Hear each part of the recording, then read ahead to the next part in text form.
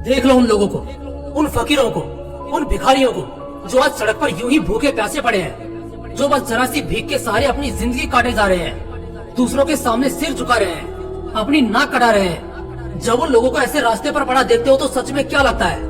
तरस आता है उन पर। नहीं आना चाहिए, क्योंकि यहाँ हर कोई अपनी हालत का, अपनी किस्मत का जिम्मेदार खुद है। यहाँ हर किसी के पास हाथ है अपनी कहानी खुद लिखने को। हर किसी के पास मौका है अपनी किस्मत खुद आजमाने को। समाज ने बचपन से ही तुम्हारे दिमाग में एक लिमिट सेट कर रखी है, एक सीमा रेखा खींच रखी है, जिसके मुताबिक तुम कभी भी कुछ बड़ा करने से पहले कांपोगे। हर किसी के पास बेशुमार ताकत है, इतनी ताकत है कि शायद वो अंदाजा भी ना लगा पाए।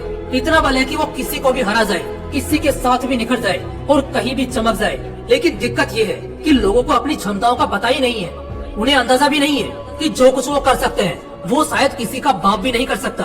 अपना वजूद इतना गिरा चुके हो, हिम्मत को इतना खोखला बना चुके हो कि अब तुम्हारे पास कोई दूसरा रास्ता ही नहीं जिंदगी के साथ समझौता करने के अलावा। लेकिन क्या इस गुलामी की जिंदगी के लिए 9 महीने अपनी माँ के पेट में जंग लड़कर आए हो? क्या गुलाम बनने के लिए तुम्हारे माँ बाप ने तुम्हें पाला है, तुम्हें संभाला है? क्या नौकर बनने के लिए तुम्हें यहाँ रखा है? क्या अपने आप को बार बार नीचा गिराने के लिए इस मिट्टी ने तुम्हें बड़ा किया है? नहीं, ऐसा नहीं है, ऐसा बिल्कुल भी नहीं है। तुम यहाँ आए हो राज करने के लिए, और इसके लिए बस अपनी मानसिकता में एक ही बात फिट होनी चाहिए, और वो है कि साला जो चाहे मर्जी कर ले, मैं तो बड़े सपने ही देखूंगा। मैंने जो ठाना है उसे पाकर ही रहूंगा, चाहे इसके लिए कुछ भी हो जाए, किसी भी तकलीफ से गुजरना पड़ जाए, किसी भी हालत से लड़ना पड़ जाए। एक बार बस खुद को ये बता देना है, खुद को समझा देना है कि बस अब बहुत हो गया। इसके बाद कोई बहाना, कोई रोक टोक नहीं। जैसा कि मैंने पहले ही कहा, यहाँ हर कोई अपनी हालत का जिम्मेदार खुद है। हर किसी के पास यहाँ हक है जिंदगी में ऊंचा उड़ने का, आगे बढ़ने का। इस हक को तुम कैसे भूल सकते हो? इस हक के साथ तुम कैसे समझौता कर सकते हो? तुम्हारे हाथों में वो जादू है कि तुम इतिहास बना सकते हो, लेकिन उस जादू का इस्तेमाल करने से पहले तुम्हें अपने दिमाग को काबू में करना होगा। फर्क समझो उन दोनों ही लोगों का, एक जिसे नौकर की तरह ट्रीट किया जाता है और दूसरा मालिक की तरह हुक्म चलाता है। क्या फर्क है उन दोनों ही लोगों में? हाँ, जन्म समय दिनों में फर्क होगा, लेकिन शरीर में तो नहीं है। उन दोनों ही लोगों के जिस्म में एक जैसे अंग है, एक जैसा रंग है। मैं कहता हूँ जब एक इंसान अकेले पहाड़ तोड़ सकता है, पूरी दुनिया में प्रकाश बिखेर सकता है, चांद पर जा सकता है, एक अलग दुनिया की खोज कर सकता है, तो उसके सामने मेरे और तुम्हारे गोल तो कुछ भी नहीं है। हम तो जो चाहे वो कर सकते हैं। एक बात बोलूंगा और एकदम साफ शब्दों में बोलूंगा, हर इंसान सक्सेस डिजर्व करता है, बहुत पैसा और एक अच्छी जिंदगी डिजर्व करता है, और ये उसकी किस्मत नहीं बल्कि उसकी चाहत और जिद्दी दिमाग तय करता है। अगर आज तुम्हारे हाथ मेहनत करने को नहीं रुकेंगे तो कल पैसा गिनने में भी नहीं थकेंगे, और जिंदगी के असली मजे कुछ ऐसे ही मिलेंगे। हर इंसान के पास मौका होता है अपनी कहानी खुद लिखने का। इसके लिए पैसा, किसी और के सपोर्ट या किसी और पावर की जरूरत नहीं होती।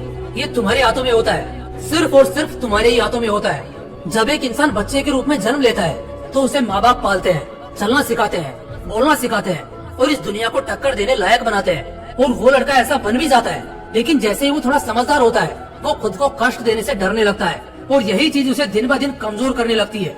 और फिर वही लड़का ठीक से अपने आप को भी नहीं बचा सकता है। इसलिए तुमने भी महसूस किया होगा कि बचपन में कोई आराम नहीं करना पसंद करता, लेकिन जैसे ही थोड़ी जवानी चढ़ती है पता नहीं क्या हो जाता है, साला सिर्फ और सिर्फ आराम करने को ही दिल चाहता है। देखो दोस्त, इस दुनिया में बहुत से लोग आए जिनकी कहानी तुमने सुनी भी है, शायद कुछ ने देखी भी होगी, और आगे सदियों तक यही सिलसिला चलता भी रहेगा। अगर तुम भी उन्हीं लोगों में खुद को शामिल करना चाहते हो तो सिर्फ इतना ध्यान में रखो कि ऐसा करने के लिए कोई फरिश्ता आसमान से नहीं उतरेगा। ये तुम्हें और सिर्फ तुम्हें ही करना होगा।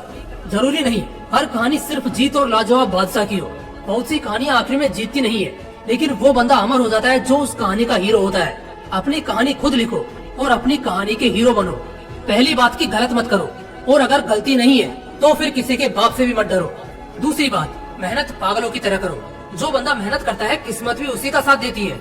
तीसरी बात, किसी की परवाह मत करो। जब तक किसी की परवाह में आंसू बहाते रहोगे, सोचते रहोगे, सिर्फ और सिर्फ दर्द में रहोगे, और घंटा किसी काम में मन नहीं लगेगा और कोई काम ढंग से नहीं होगा।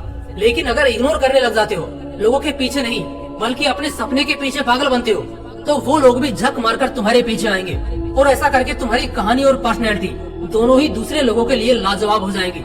तो इसलिए अपनी कहानी खुद लिखो, पूरे हक से, अपने दम पे। इंसान को अगर एक जिंदगी मिलती है और अगर वो अपनी उस एक जिंदगी में भी काबिल नहीं बन पाता है तो उसे दोबारा इस धरती पर जन्म लेने का कोई अधिकार नहीं है। जय हिंद, वंदे मातरम।